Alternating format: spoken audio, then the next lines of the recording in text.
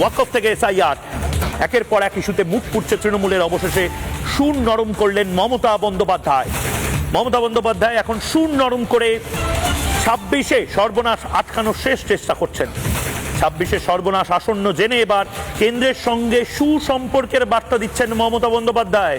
হাত জোর করে আবেদন করছেন মমতা বন্দ্যোপাধ্যায়।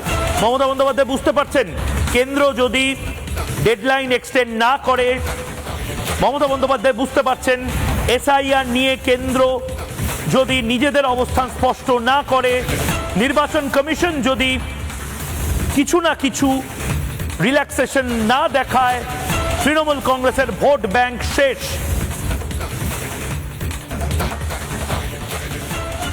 যতই অত্যাচার করুন, অপপ্রচার করুন, কুৎসা করুন, চক্রান্ত করুন, আমরা কিন্তু আপনাদের সাথে কোঅপারেশন চাই, আমরা নন কোঅপারেশন চাই না।